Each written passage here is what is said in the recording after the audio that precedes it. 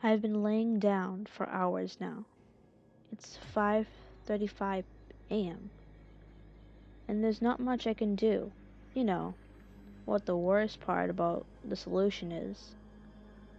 I'm in the same room with my parents. They keep looking at me and I can't help but look back and try not to cry or scream. Their eyes are focused on me and their mouths are wide open. There's a strong scent of blood and I feel paralyzed with fear.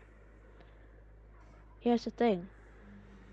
The second I make any hint that I'm not asleep anymore, I'm completely fucked. I will die and there's nobody around to save me.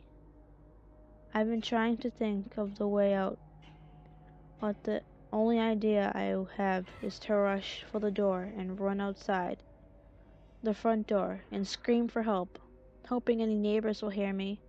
It's risky, but if I stay here, I'll surely die.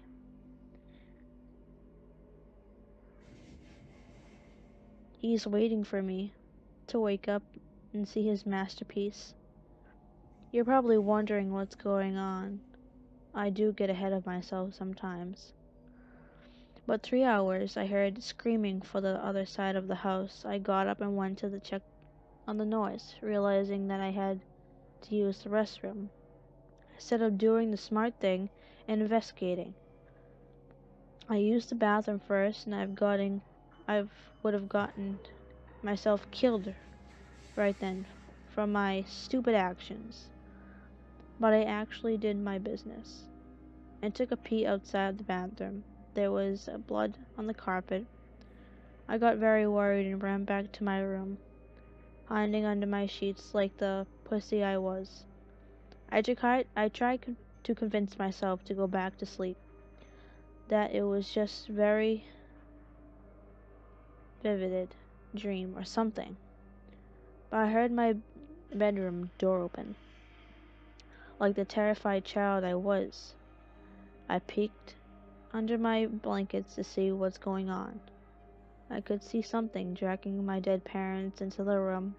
It was not human, I can tell you. It was hairless, with no eyes, no clothing. It walked like a caveman, but it was black slouch and dragged my parents. But this thing was much smarter than a caveman. It was aware of what it was doing. I propped my dad back up on the edge of my bed and made him face me. It, it then I sat my mother down the chair and positioned her towards me as well. It then started rubbing its hand upon the walls, staining them with blood, and drew a circle with the devil's pentagram in it.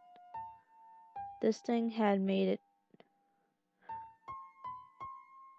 what it would probably call a masterpiece. To finish it off, it scribbled a message into the wall that I could not read in the darkness. It was positioned itself under my bed, waiting to strike. The scariest thing is now my eyes are adjusted into the darkness since, and then I can read the message on the wall. I don't want to look at it because it's terrifying to think about it, but I feel I need to see before I'm killed. I peeked at the masterpiece and I said, I know you're awake.